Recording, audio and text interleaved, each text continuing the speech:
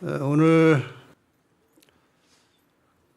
2단 시리즈 마지막 제목으로 인간의 사후 상태와 구원 문제, 이것을 좀 다루겠습니다.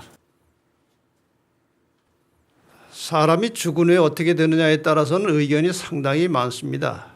사람마다, 교회마다, 학자마다 의견이 다 다른데, 대체로 이제 크게 나누면은 죽은 다음에 몸에서 영혼이 분리돼서 별도로 존재한다, 그렇게 믿고 가르치는 사람도 있고, 또 영혼은 멸절한다, 사람이 죽을 때 모든 것이 다 끝난다, 이렇게 가르치는 사람들도 있습니다. 그렇게 믿는 사람들도 많이 있고요. 근데 주로 많은 사람들이 믿는 것은 죽을 때 영혼이 분리되어서 악한 자는 영원히 타는 지옥에, 그리고 선한 자는 천국에 간다, 영원히 분리돼서 간다, 그렇게 믿는 사람들이 훨씬 많습니다. 그래서 영혼이 별개로 존재하는 것이 아니고 사람이 죽으면 모든 것이 멸절한다고 믿는 사람들을 이단이라고 하는 그런 참 이상한 분위기가 한국에 또 세계 도처에 있습니다. 근데 이 문제는 단시간에 해결될 것이 아닙니다. 제가 이 문제를 다뤄보면은 어떤 사람들은 이 문제를 가지고 진지하게 6달을 씨름해서 해결하는 사람도 있고, 또 경우에 따라서는 그냥 안 그래도 의심스러웠었는데 하면서 한 번에 해결되는 사람도 있고, 여러 종류의 사람들이 있지만 대체로 이것을 설명하려면은 많은 시간이 소요됩니다. 오늘은 제가 좀 요점만 간추려서 말씀드리고, 얼마 후에는 이 문제를 본격적으로 다루는 영상을 만들어서 이제 채널 7에다가 올리려고 계획을 하고 있습니다. 사후에 대한 4가지 견해가 있습니다. 인간이 죽으면 어떻게 되는가에 대한 견해가 4가지가 있어요. 첫째, 개신교의 견해입니다. 사람의 육체는 죽은 후에 티끌로 돌아가 썩는다. 그러나 그 영혼은 죽지 않는 생을 가지며 의로운 자의 영혼은 하늘에 올라가 빛과 영광 가운데서 하나님의 얼굴을 보며 그들의 육신이 완전히 구속되기를, 다시 말하면 부활의 날을 기다린다. 그러나 사악한 자의 영혼은 지옥에 떨어져 고통과 어둠 가운데서 대심판의 날을 기다린다. 이것이 일반적인 개신교인들의 견해입니다. 천주교는 또 조금 다릅니다. 영혼은 죽지 않고 없어지지 않는 영체이며 사람이 죽은 후에 의인의 영혼은 천국에 머물다가 최후의 심판 뒤에는 의인의 육신과 영혼이 함께 천국에 거하게 되며, 대죄를 지은 자, 죄를 아주 크게 많이 지은 자가 죽으면 그 영혼이 분리되어 지옥에서 악마와 함께 영원한 벌을 받는다. 그러나 하나님께 기회하여 죄를 용서받았으나 다소간의 흠이 있는 자, 참 애매모호합니다. 그런 자의 영혼은 세상을 떠난 후 하나님 앞에 나가기 전에 연옥의 불에 정화된다. 그러니까 천주교에서는 연옥까지 같이 가르치고 있습니다. 그 다음에 개혁교회에 또 제3의 견해가 있습니다. 이 개혁교회 교리를 이제 정리한 이 벌코프의 교의 신학에 보면, 죽은 후 의인은 낙원에, 악인은 음부에 갔다가, 여기서는 천국과 지옥이라고 표현하지 않고 또 다른 용어를 씁니다. 낙원, 음부에 갔다가 예수 재림 시 부활한 육체와 영혼이 결합하여 의인은 천국으로 가서 영생을, 악인은 지옥으로 가서 영원한 형벌을 받는다. 이런 견해도 있습니다. 네 번째로 조건적 불멸 견해가 있습니다. 이건 재림교의 기본 교리에 나오는 것입니다. 불멸은 하나님께만 있는 것이며 죄인은 하나님을 믿고 예수를 구주로 영접한 경우에만 영육이 함께 불멸한다. 그 불멸은 예수께서 재림하실 때에 죽어있던 자는 부활을 통하여 산 자는 불멸의 몸으로 변화를 받아 시작된다. 악인은 영원한 불의 형벌을 받는 것이 아니라 심판의 부활로 일어난 후 불로 소멸되는 것이다. 죽어 없어지는 것이다. 이렇게 되어 있습니다. 이 영혼불멸설이 어떻게 해서 이렇게 교회의 교리로 들어오게 되는지 그 역사 이야기를 좀 드리겠습니다. 조금 지루하지만 여러분도 상당히 명확하게 알고 있어야 되기 때문에 내용을 좀 상세하게 설명을 드리겠습니다. 이 영혼불멸설의 기원은 에덴 동산에서 시작이 됩니다. 에덴 동산의 선악과에 대해서 하나님께서 말씀하시기를 이 선악과를 먹으면 정령 죽으리라고 말씀하셨어요. 그런데 이 선악과를 가지고 사탄이 이제 뱀을 통해서 하와에게 거짓말을 할 때에는 이 선악과를 먹어도 너희가 결코 죽지 아니하리라고 그랬습니다. 자, 하나님은 선악과를 먹으면 정녕 죽으리라고 했고 사탄은 결코 죽지 아니하리라고 불멸한다고 말했습니다. 둘 중에 하나는 틀렸습니다. 그렇죠? 에스겔 18장 20절에 보면은 분명히 범죄하는 그 영혼은 죽을지라고 그랬어요. 자, 그런데 결국 사람은 죽었습니다. 근데 죽은 다음에 이제 사탄이 자기가 결코 죽지 아니하리라고 했는데 죽었으니 자기가 거짓말이 된 것입니다. 그래서 사탄이 자기의 거짓말을 감추기 위해서 기만수를 썼습니다. 다시 정리해드리면 결국 선악과를 먹은 사람은 죽었고 사탄은 자기의 거짓말을 감추기 위해서 몸은 죽었으나 영혼이 살아있는 것처럼 위장해서 사탄 자신이 그 죽은 영혼의 역할을 대행하면서 사람들을 기만하고 있습니다. 죽은 자의 영혼이 살아있는 것처럼 나타나는 모든 현상은 사탄이 하는 것입니다. 이러한 사탄의 기만수를 대행하고 있는 자들에 대해서 신명기 18장 10절과 11절에 9종류의 사람들을 열거합니다. 아들이나 딸을 불 가운데로 지나게 하는 자, 복술자, 기륭을 말하는 자, 요술을 하는 자, 무당, 진원자, 신접자, 박수, 초혼자. 이 초혼자라는 것은 혼을 불러내는 그런 사람들을 말하는 것이죠. 자, 이러한 사탄의 속임수에 의해서 이 영혼불멸설이 만들어졌는데 이것이 하나의 이론으로 정립된 과정이 있어요. 어떻게 이것이 이론으로 만들어졌느냐? 이 영혼불멸 사상을 가장 철저하게 믿고 있던 사람들은 이집트 사람들입니다. 그래서 미라를 만들고 떠나간 영혼이 돌아올 것을 기다리는 겁니다. 저 미라로 돌아와서 살아나길. 그러나 지금까지 그런 일은 한 번도 일어나지 않았죠. 그 다음에 이 피라밋을 만들어서 그 속에 이제 썩지 않게 잘 또 보관도 하고 뭐 피라밋이 여러 목적이 있습니다만 어쨌든 이건 영혼불멸 사상에 의해서 나온 것입니다. 이러한 이집트의 영혼불멸 사상을 헬라의 철학자 피타고라스가 기원전 6세기에 영혼불멸의 기초에서 이 유언의 사상을 철학적으로 체계화시킨 그런 일을 피타고라스가 했습니다.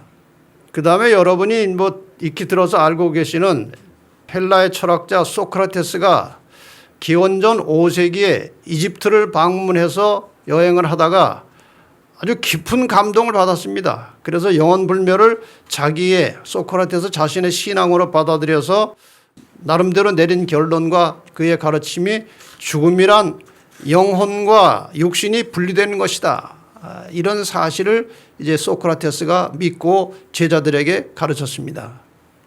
소크라테스의 제자 중에 가장 수제자가 플라톤입니다. 이 플라톤이 그 선생의 말을 가르침을 잘 듣고 마침내 소크라테스의 영혼불멸 가르침을 받은 수제자 플라톤은 영혼불멸 사상의 가장 열렬한 주창자가 되었으며 그의 논문집 파에도는 영혼불멸 사상의 교과서가 되었다. 그러니까 이것은 철학적 사상으로 시작된 겁니다. 그래서 이 그리스도교 대사전에 보면 이렇게 기록되어 있습니다. 철학자의 영혼은 사후에 보이지 않는 세계로 갈 것이며 신들과 더불어 축복 가운데 살 것이다. 그러나 육체를 사랑하던 사람의 영혼은 묘지를 왕래하는 귀신이 되어 일이나 독수리와 같은 신체 속에 들어갈 것이다. 참다운 철학자만이 죽어서 하늘로 간다. 마지막으로 플라톤은 소크라테스의 말을 빌어서 선한 영혼은 천국에, 악한 영혼은 지옥에, 그리고 중간적인 영혼은 연옥에 간다고 결론 짓는다. 이것이 지금 천주교 교리화된 겁니다. 이것이. 자, 그러면 이 헬라의 철학 사상이었던 영혼 불멸설이 어떻게 해서 기독교 교리가 되었냐 하는 겁니다. 이 역사를 잠깐 또 공부를 하겠습니다. 자, 영혼 불멸설이 기독교 교리로 된 과정을 조금 지루하고 딱딱한 내용이지만 한번 잘 새겨서 유념해서 들어보시기 바랍니다. 일단 좀 전에 말씀드렸던 플라톤이 영혼 불멸 사상을 체계화시켜서 하나의 이론으로 정립해 놓았습니다. 그 다음에 오리게네스라고 하는 것은 이 교회의 상당히 유명한 신학자고 교부였습니다. 이 사람이 무슨 주장을 하게 되는가 하면 하나님 자신이 영원하고 불멸인 것처럼 인간의 영혼도 불멸이라고 했고, 자신은 영혼 불멸을 믿는 진정한 신플라토인주의자라고 자처했다. 그러니까 이런 믿음을 자기는 철학에서 배웠다 이겁니다. 성경에서 배운 게 아닙니다. 그 다음 단계에서는 테르툴리아누스라고 하는, 터툴리안이라고도 하는데, 이 사람이 이런 주장을 했습니다. 악인의 영혼은 지옥불에서 영원히 탄다고 하는 영원 지옥설을 최초로 주장한 사람이 이 사람이에요. 그러니까 영원 지옥설은 또 다른 사람에 의해서 만들어진 이론입니다. 그 다음에 아주 유명한 어거스틴이라고 하기도 하고 아구스티누스라고 하는 이 신학자, 이 교회 교부가 당대의 최고의 학자였습니다. 이 사람이 플라톤의 철학 개념을 빌려서 연옥설을 이제 교리로 서서히 들여왔고, 대교황 그레고리는 서기 528년에 그것을 연옥설을 일단 교리로 인정하게 되었습니다.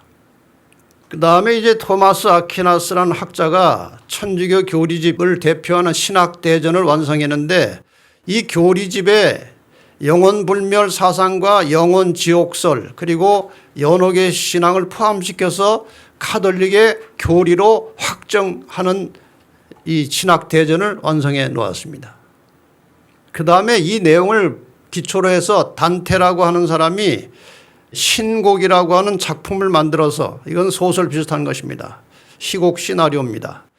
작품을 통해서 영혼불멸 사상에 입각한 지옥, 연옥, 천국을 민속신앙으로 소개하는 데 크게 기여했다. 그러니까 이 신곡이라는 작품 가지고 그 작품 내용 속에 영혼불멸 사상을 가지고 지옥도, 연옥도, 천국도 그 연극 속에서 다 설명이 되어지는 겁니다. 그러니까 이것은 아주 신속하게 효과를 내면서 퍼져나간 겁니다. 마침내 교황 레오 10세가 1513년 제5차 라테란 종교회의를 거쳐서 역사적인 교서를 반포하게 되었는데, 그 내용이 바로 이것입니다. 어떤 사람들이 이성적인 영혼의 속성에 관하여 그것이 죽음과 더불어 죽게 된다고 감히 주장하는 것과는 달리, 우리는 거룩한 공예의 동의로서 영혼은 불멸이라고 한 교황 클레멘트 5세의 종교에 따라 지성적인 영혼은 죽게 된다고 주장하는 자들을 정죄하고 배척하며, 그러니까 영혼 불멸을 반대하고 영혼 멸절을 주장하는 자들을 정죄하고 배척한다고 그랬어요. 이와 같은 그릇된 주장에 집착하는 모든 사람을 멀리할 것과 이단으로 징벌하여야 할 것임을 명하는 바이다. 이렇게 해서 영혼 불멸을 믿지 않고 영혼 멸절을 믿고 가르치는 사람들을 이단이라고 하는 것은 성경이 말하는 것이 아니고 이 회의 결의사항입니다. 자, 이렇게 해서 카톨릭에서 만들어온 교리가 어떻게 개신교까지 들어왔느냐, 종교개혁 이후에도 왜 이것이 없어지지 않았느냐. 자, 방금 보신 대로 1513년에 영혼불멸 교리가 천주교 교리로 확정이 됐습니다. 그러니까 이 영혼불멸 교리는 성경에서 나온 게 아니기 때문에 1500년대 가서야 교리로 만들어졌습니다. 그렇죠? 그 다음에 1517년에 종교개혁이 시작됐고, 그때 이 종교개혁의 여파로 프랑스의 젊은 카톨릭 신자였던 칼빈이 1532년에 개신교 신앙으로 개종을 하게 됩니다. 칼빈이라는 사람이. 그가 개종한 지 2년 만인 1534년 25세 나이에 아주 젊었을 때, 이 사람은 아주 천재적인 사람이죠. 젊었을 때에 영혼불멸을 반대하는 제세례파 그리스도인들을 신랄히 비평하고 이단으로 정죄하는 최초의 신학 논문인 혼수론을 집필하였다고 역사에 나옵니다. 그러니까 이 칼빈이 쓴 혼수론 때문에 종교개혁 이후에 이 교리가 개신교회에도 깊은 뿌리를 내리게 되었다는 겁니다. 그 논문이 오늘날 일반 개신교회들의 영혼불멸 신앙을 정립시키는 결정적인 계기를 만들어 놓은 것입니다. 칼빈은 장로교의 거의 시조 같은 사람인데 어쨌든 그런 영향이 지금까지 미치고 있다는 것입니다. 칼빈에 앞서서 성서에 입각한 종교개혁을 주도했던 영국 옥스퍼드 대학의 교수 위클립, 틴들, 독일의 루터 등이 이미 중세교회의 영혼불멸설 교리가 이교적인 사상이라고 주장했습니다. 그건 성경적이 아니라고 이미 상당히 많은 종교개혁자들이 주장을 했음에도 불구하고 그러한 이교 사상이 개신교회까지 지배하게 되었습니다. 그러니까 이 영혼불멸설은 사탄이 에덴 동산에서부터 만들어 놓은 완벽한 속임수입니다. 그런데 불행하게도 또 이상하게도 수많은 사람들이 이것을 믿고 있다는 것이 참 신기한 일이죠. 이건 사탄의 역사가 아니면 일어날 수 없는 일입니다. 제가 종종 소개했던 이 영적 세계로의 여행, 로저 모너라는 사람이 쓴 책입니다. 이 사람은 청년 시절에 사탄 숭배하는 교회에 들어가서 사탄 숭배하는 무리와 함께 매 주일마다 사탄을 예배했던 그런 청년이었습니다. 그러니까 나중에 이제 거기 잘못을 깨닫고 나와서 쓴 책이 이 책입니다. 그러니까 사탄 세계 안에서 일어나는 여러 가지 재밌는 신기한 일들이 이 책 속에 많이 들어있어요. 한 일요일 예배에서 대주교가 설교를 하는데 그 설교 제목은 그리스도인들의 우상 숭배였습니다. 이 대주교가 설교를 하면서 이런 이야기를 했어요. 우리 주님이 그 사탄 숭배하는 예배에서 주님은 사탄입니다. 우리 주님이 사탄이 우리 시대의 풍부한 과학적 지식과 모든 것을 밝혀내는 이 계몽 정신에도 불구하고 영혼 불멸설을 믿도록 전 세계를 속였다는 것에 대해서 자랑을 늘어놨습니다. 자, 지금 이 사탄 숭배하는 이 교회의 대주교가 우리 주님께서 이렇게 과학이 발달하고 모든 것이 밝혀져 있는 이런 시대에도 불구하고 영혼이 불멸한다는 것을 믿도록 전 세계를 속여놨으니 이게 엄청난 일 아닙니까? 하고 자랑을 했다는 거예요. 그때 갑자기 누가 질문을 합니다. 그러면 재림교인들은 어떻습니까? 세상의 모든 이가 속았지만 재림교인들은 속지 않았습니다. 영혼 불멸 믿지 않습니다. 그 말이에요. 그들은 왜 이 교묘한 속임수에 넘어가지 않을 수 있었습니까? 이렇게 돌발 질문이 나온 거예요. 그랬더니 주교가 대답하기를 재림교인들을 제외시킨 이유는 그 숫자가 매우 적기 때문입니다. 궁색한 대답을 했는데 다행히 나중에 솔직하게 얘기를 또 합니다. 그리고 그들이 속아 넘어가지 않은 이유는 그들은 평범한 사람들이 아니기 때문입니다. 제가 좀 더 이해하기 쉽게 설명을 드리죠. 여러분 이것은 다 실제로 사탄 예배 시간에 있었던 주고받은 대화의 내용입니다. 이걸 들은 사람이 책을 쓴 거예요. 재림교인들이 성경상에 나오는 창조의 안식일을 지키는 것 자체가 영들이 그들을 속일 수 없게 만듭니다. 창조주가 그들을 특별히 보호하시고 그들에게 위대한 영적 능력을 주십니다. 그래서 그들은 평범한 사람들이 아니라고 하는 겁니다. 사탄이 볼 때 이 창조론을 굳건하게 믿고 창조의 기념일 안식일에 예배하는 자들은 사탄이 볼 때 평범한 사람들이 아니라고 생각한다는 겁니다. 자, 이러한 사탄의 속임수에 넘어간 이후에 많은 사람들이 기독교인이 되었고 개신교인이 되었고 그래서 성경에 나오는 성경 기절을 가지고 영혼 불멸을 주장합니다. 왜? 개신교의 신앙은 성경에서 나와야 되기 때문에. 그래서 영혼불멸과 관련된 성경절들이 꽤 많이 나옵니다. 중요한 몇 가지, 가장 이슈가 되는 성경절 몇 가지를 여러분이 누가 물어보면 대답을 하셔야 되기 때문에 좀 설명을 몇 가지 드리겠습니다. 첫째는 이 번역상의 문제입니다. 성경을 번역한 사람들이 대체로 영혼불멸을 믿는 사람들이 성경을 번역한 겁니다.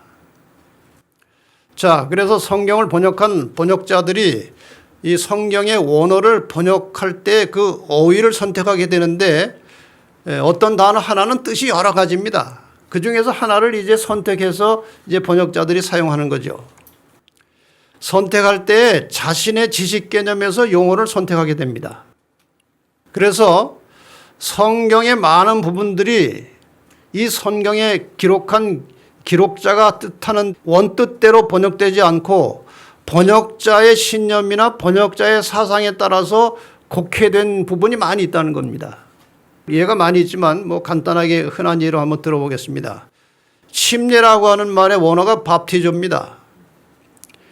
이것은 물에 잠긴다는 뜻이에요.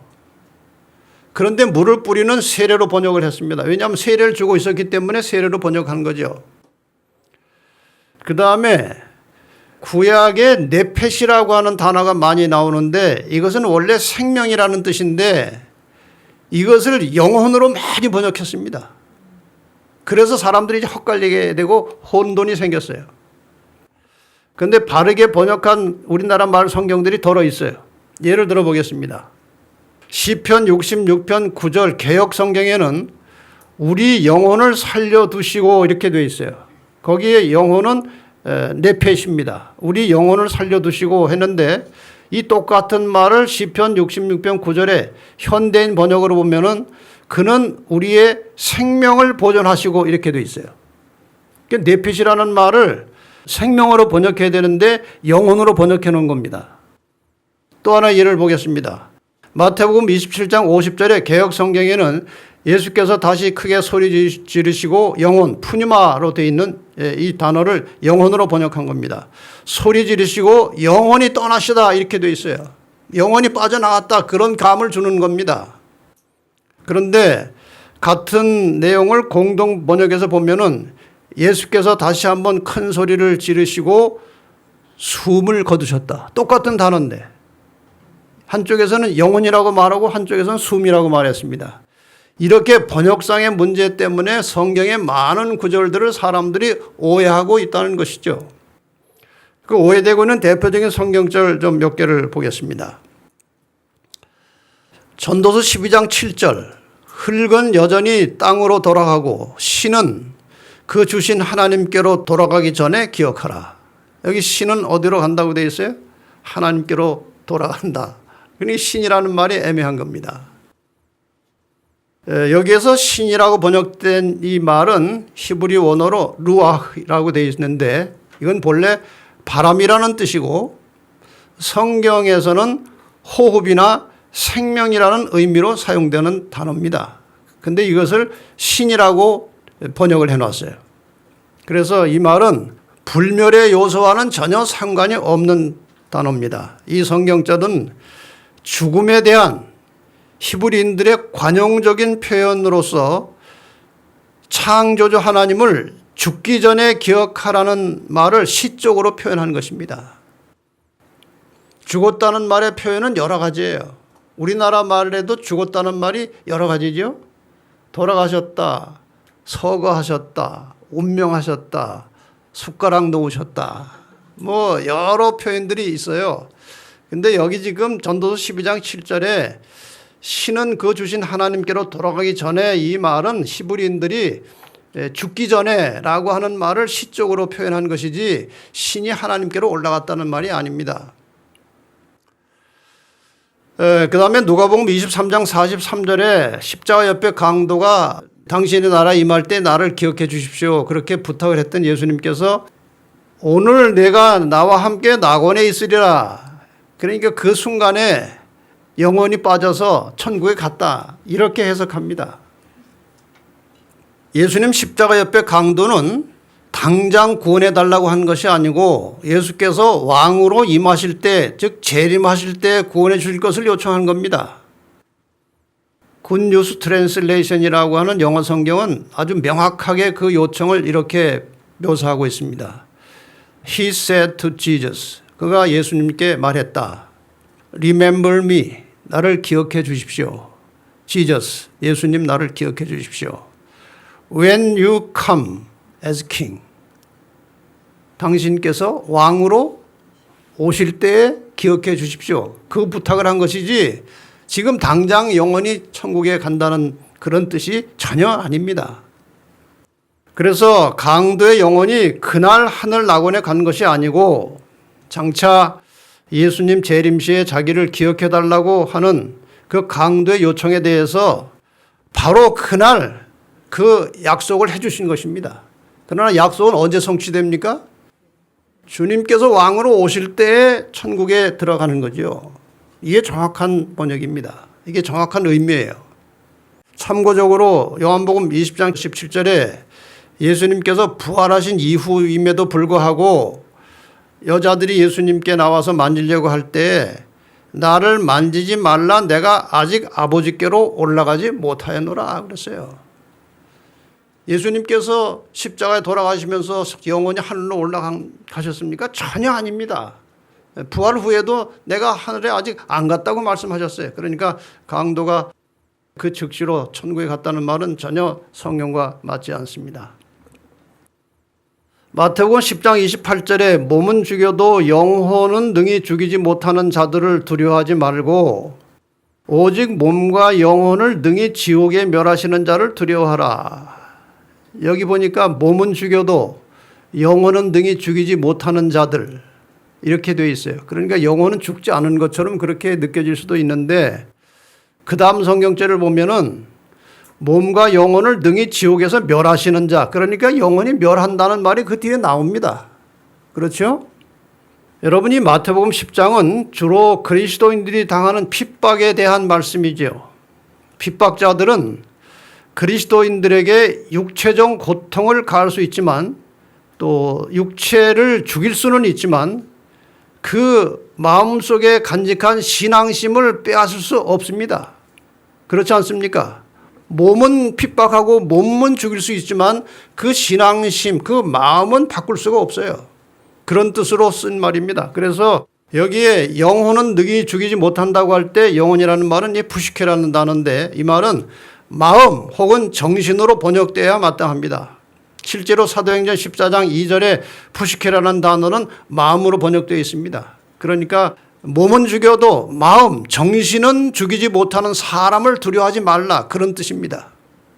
그리고 이 푸시케라고 하는 말은 생명이라는 의미도 있습니다. 예수를 믿고 구원받은 성도들에게는 하나님이 주신 영원한 생명이 있습니다. 그 생명은 사람이 빼앗을 수도 없고 죽일 수도 없다는 뜻으로 사용된 그런 성경절입니다.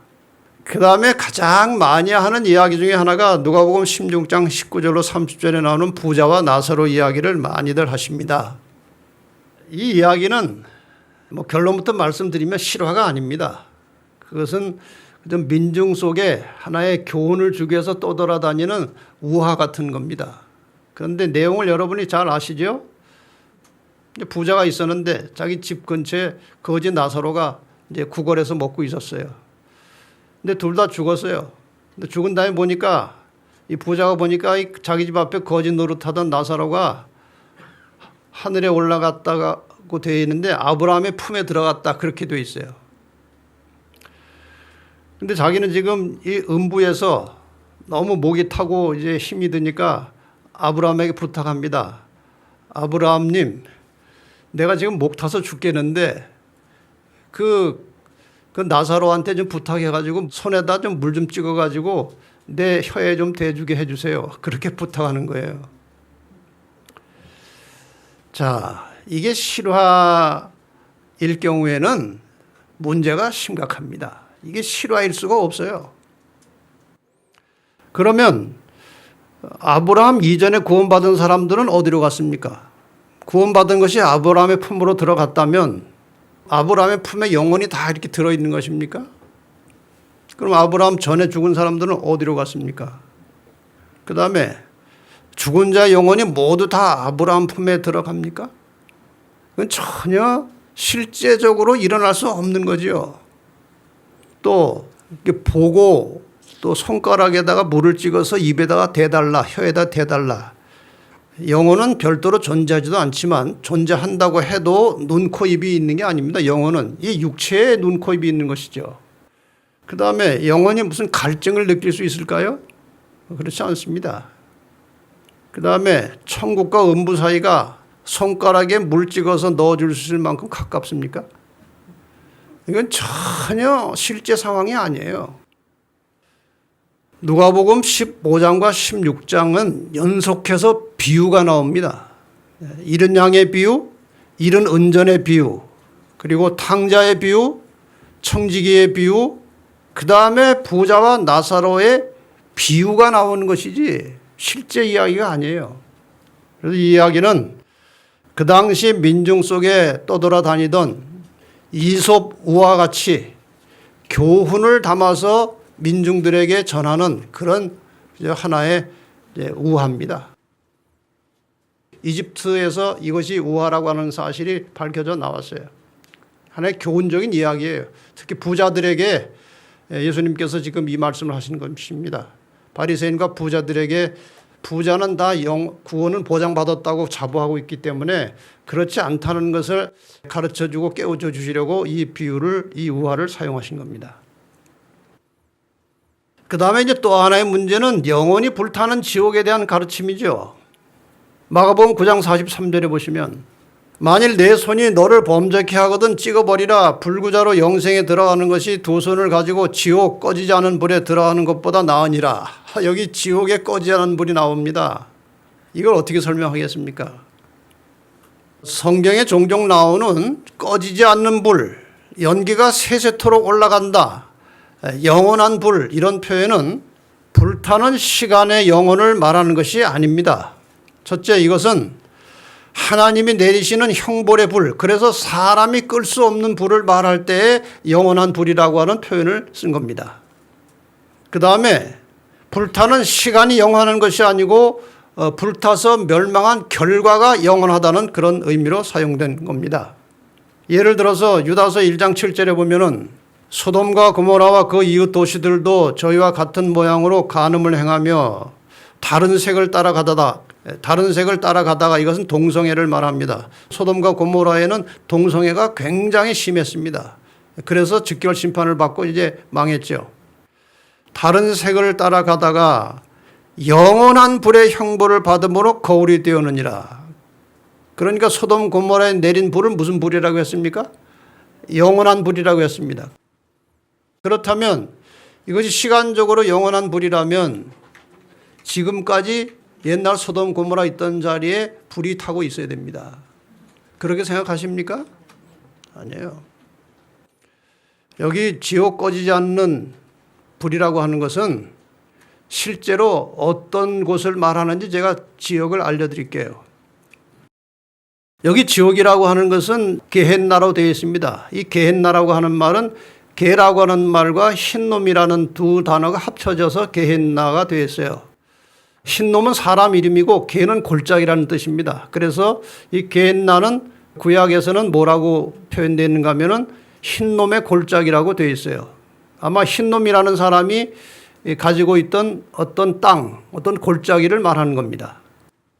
실제로 이 흰놈의 골짜기는 현재 예루살렘 남쪽 비탈의 한 계곡으로 아직도 그 흰놈의 골짜기라고 불리던 계곡이 남아 있습니다. 그 계곡은 한때 쓰레기를 버리고 짐승의 시체를 갖다 버리는 쓰레기장이 되어 있었습니다. 그래서 쓰레기를 태우는 불과 연기가 계속 올라가고 있었습니다. 연기가 계속 끊임없이 올라가는 겁니다. 이 쓰레기장에서 태워야 되니까. 그래서 이곳을 지옥을 상징하는 장소로 이 흰놈의 골짜기가 이제 불려지게 되었어요. 그래서 게헨나가 된 겁니다. 실제로 현재 흰놈의 골짜기는 소위 사람들이 말하는 지옥이라고 하는 실제 장소는 성경에 흰놈의 골짜기고 이런 골짜기지 지하에 어디선가 영원히 불타는 지옥이 절대로 아닙니다. 이해가 되십니까? 이렇게 해서 영원히 불타는 지옥이 지하에 어디인가 있다고 가르치는데 그건 전혀 성경과 맞지 않고 역사에도 맞지 않은 것입니다. 이 영원불멸 사상과 우리 기독교 신앙의 핵심이 되는 부활의 진리는 조화가 안 되는 겁니다. 잘 들어보세요. 여기 지금 윌리엄 틴들이라는 사람이, 이 사람은 이제 영국 사람인데 성경을 영어로 번역했다고 순교당한 사람이에요. 그 당시에. 이 사람의 책에 한번 봅시다. 그대들은 몸을 떠난 영혼들을 천국이나 지옥, 연옥에 둠으로써 그리스도와 바울이 입증한 부활의 논증을 파괴하고 있는 것이다.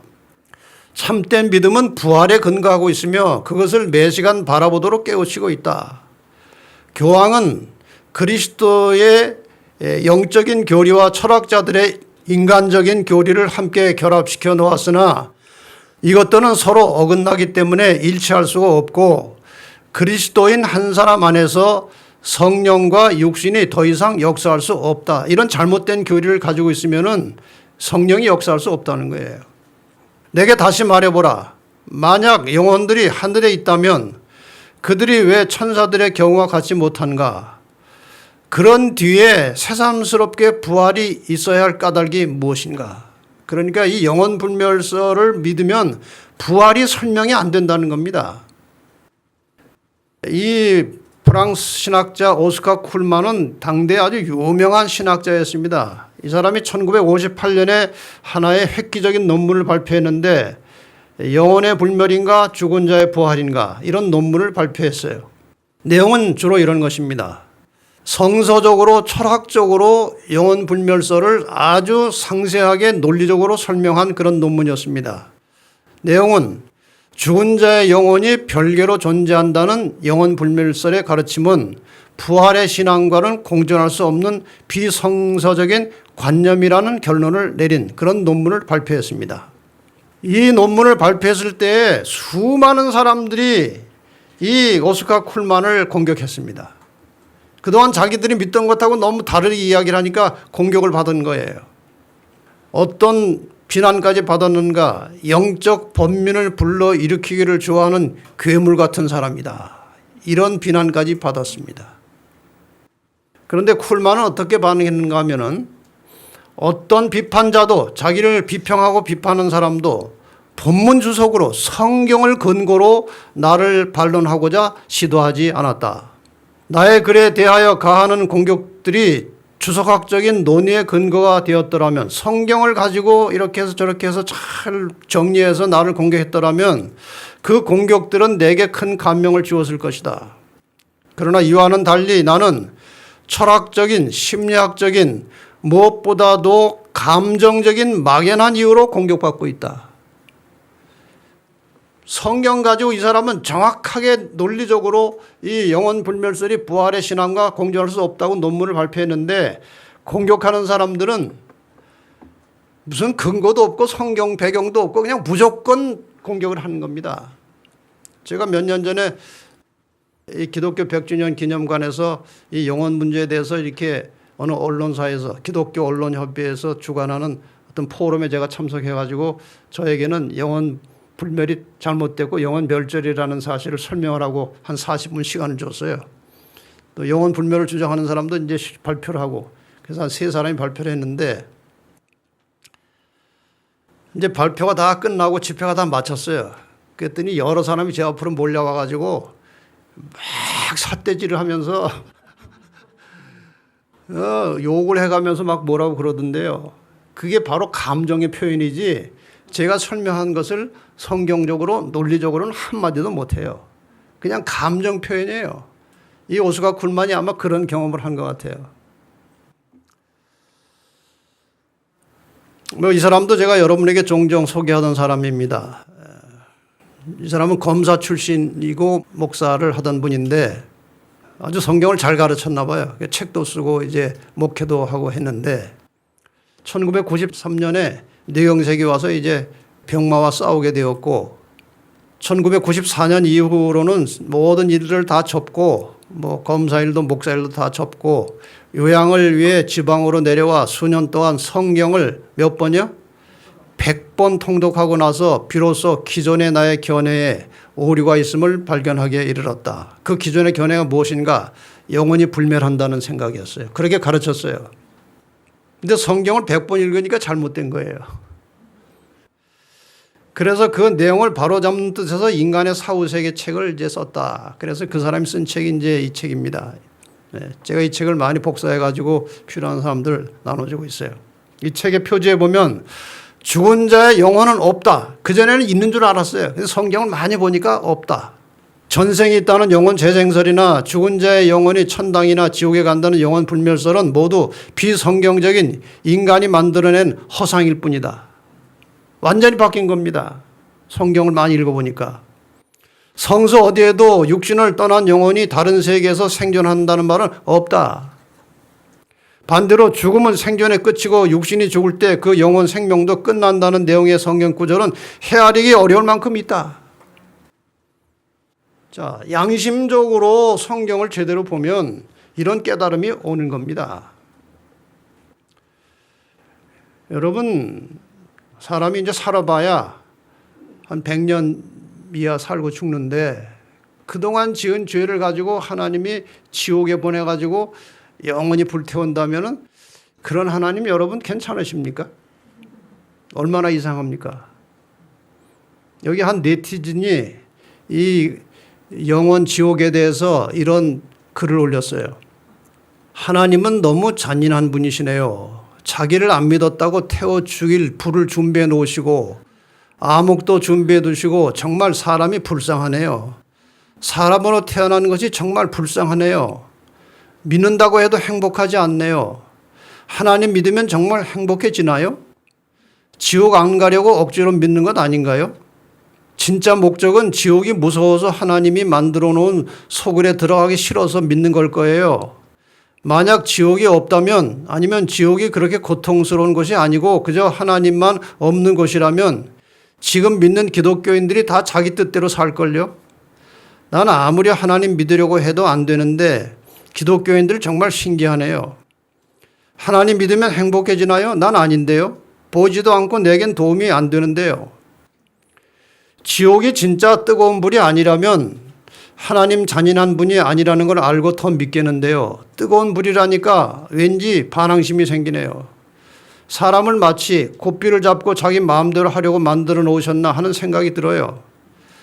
뜨거운 불 하나님이 만들어 놓으셨다면 정말 사랑의 하나님이 아니고 사람은 그저 하나님의 소유로 이용당하고 버림당하고 하는 거죠. 정말 나쁘죠. 이 사실 아니에요? 하나님이 사람을 죄 좀 지었다고 해서 영원히 고통당하는 지옥불에서 태우신다. 이것 때문에 하나님이 참 오해를 많이 받으셨습니다. 에스겔 33장 11절에 보면 주 여호와의 말씀에 하나님께서 친히 하신 말씀이에요. 나의 삶을 두고 맹세하노니 나는 악인의 죽는 것을 기뻐하지 아니하고 악인이 그 길에서 돌이켜 떠나서 사는 것을 기뻐하노라. 이스라엘 족속아 돌이키고 돌이키라. 너희 악한 길에서 떠나라. 어찌 죽고자 하느냐. 이게 하나님의 마음이에요. 한 사람이라도 하나님께서는 회개하고 돌아와서 하나님 백성이 되기를 원하시는 분이에요. 이런 분이 죄 좀 지은 거 가지고 지옥불에 쳐넣어서 영원히 불태우신다. 그건 하나님이 아닙니다. 특별히 이 영혼 지옥설과 영혼 불멸설은 예수님의 재림과 성도의 부활과는 전혀 조화가 되지 않는 겁니다. 끝으로 이 내용을 조금 다루고 마치겠습니다. 성경은 죽음을 잠잔다고 합니다. 고린도전서 15장 51절 보라 내가 너희에게 비밀을 말하노니 우리가 다 잠잘 것이 아니요 마지막 낮벌에 순식간에 호련히 다 변화하리니 마가복음 5장 39절 들어가서 저에게 이르시되 너희가 어찌하여 혼하며 우느냐 이 아이가 죽은 것이 아니라 잔다. 죽은 것을 잔다고 말씀하십니다. 사람들이 볼 땐 분명히 죽었어요. 그런데 예수님은 잔다고 말씀하십니다. 고린도전서 11장 30절입니다. 이러므로 너희 중에 약한 자와 병든 자가 많고 잠자는 자도 적지 아니하니 이것은 죽은 상태를 말하는 거죠. 고린도전서 15장 20절에 그러나 이제 그리스도께서 죽은 자 가운데서 다시 살아 잠자는 자들의 첫 열매가 되셨도다. 죽은 자들이 부활할 수 있는 표본을 보여주셨다 그것입니다. 예수님께서. 에베소 5장 14절 그러므로 이르시기를 잠자는 자여 깨어서 죽은 자들 가운데서 일어나라. 잠자는 것으로 성경은 표현합니다. 부활은 자다가 일어나는 겁니다. 다니엘서 12장 2절에 보면 땅의 티끌 가운데서 자는 자 중에 많이 깨어 영생을 얻는 자도 있겠고 자다가 일어나서 영생으로 들어가는 겁니다. 여러분 참 얼마나 참 은혜스러운 진리입니까? 우리가 죽어도 죽은 것이 아니고 그냥 자고 있다가 주님 오시는 날에 일어나는 겁니다. 그것이 기독교의 구원과 영생의 진리예요. 사도 바울이 이 문제에 대해서 여러 차례 말씀하셨습니다. 데살로니가서 4장 16절 17절에 주께서 호령과 천사장의 소리와 하나님의 나팔로 친히 하늘로 쫓아 강림하시니 그리스도 안에서 죽은 자들이 먼저 일어나고 그 후에 우리 살아남은 자도 저희와 함께 죽었다 부활한 자들과 함께 구름 속으로 끌어올려 공중에서 주를 영접하게 하시니 그리하여 우리가 항상 주와 함께 있으리라.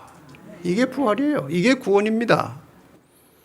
고린도전서 15장에도 부활에 대한 말씀이 나옵니다. 보라 내가 너에게 비밀을 말하노니 우리가 다 잠잘 것이 아니오 마지막 나팔에 순식간에 홀연히 다 변화하리니 나팔 소리가 나매 죽은 자들이 썩지 아니할 것으로 다시 살고 우리도 변화하리라.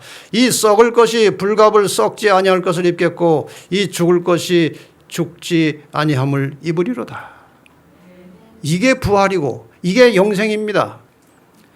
이 각시대 대쟁터에 보면은 이 부활하는 장면에 대한 아주 영감적인 기록의 말씀이 있습니다. 잘 들어보세요. 어떤 상태로 우리가 부활하게 되는지. 땅이 흔들리고 번개가 번쩍이고 우레소리가 요란한 중에 하나님의 아들의 음성이 자는 성도들을 불러 일으킨다. 주님께서는 의인들의 무덤을 보시고 당신의 손을 하늘을 향하여 드시고 깨어라 깨어라 깨어라 티끌 가운데서 자는 자여 일어나라고 외치신다. 이 땅의 어느 곳에서나 죽은 자들이 그의 음성을 듣게 될 것이며 그 음성을 듣는 자는 살아날 것이다. 이때 온 세상은 모든 나라와 족속과 방언과 백성 중에서 부활한 큰 무리의 소음이 일어날 것이다. 그들은 사망의 감옥에서 나와 불멸의 영광을 입고 사망아 너의 이기는 것이 어디 있느냐 사망아 너의 쏘는 것이 어디 있느냐고 외친다. 그리고 산 의인들과 부활한 성도들은 음성을 합하여 오랫동안 승리의 즐거운 함성을 올릴 것이다. 여러분 이것이 궁극적인 구원입니다. 이렇게 해서 하나님께서 우리를 데리고 가셔서 하나님과 함께 영원히 사는 것이 하나님의 뜻이죠. 그래서 이렇게 고린도전서 15장에 다시 말씀하십니다. 그러나 이제 그리스도께서 죽은 자 가운데서 살아 잠자는 자들의 첫 열매가 되셨도다. 사망이 사람으로 말미암았으니 죽은 자의 부활도 사람으로 말미암는도다. 아담 안에서 모든 사람이 죽은 것 같이 그리스도 안에서 모든 사람이 삶을 얻으리라. 그러나 각각 자기 차례대로 드리니 먼저는 첫 열매인 그리스도요 다음에는 그리스도 강림하실 때 그에게 붙은 자요. 참 재미있는 표현이죠. 누가 먼저 부활하셨어요? 예수님께서 영원한 생명으로 먼저 부활하셨고 그 다음에 둘째는 우리가 예수님과 함께 붙어서 부활한다. 그 말이죠. 자, 영생의 부활을 믿으면서 재림의 소망을 가지고 살아가는 사람들은 이 세상에 두려워할 것이 아무것도 없습니다. 사람이 가장 두려워하는 것은 죽음이죠. 그런데 죽음을 초월하면 두려울 것이 없어요. 또 영생을 가진 재림 성도들은 이 세상에서 부러워할 것이 아무것도 없습니다. 뭐가 부럽습니까? 이 세상의 부귀영화라는 것은 들의 풀과 같고 곧 시들어버리는 꽃과 같은 것인데, 다 지나가 버리는 것인데, 영원한 생명을 소유한 재림 성도들에게 부러울 게 뭐가 있겠습니까? 여러분, 하루하루 감사와 기쁨이 충만한 가운데서 즐겁게 사시기를 바랍니다. 그리고 늘 이웃들에게 이 재림과 함께 구원의 소식을 나누어주고 증거하는 하나님의 신실한 증인의 삶을 사시기를 바라면서 오늘 말씀을 여기서 마치겠습니다.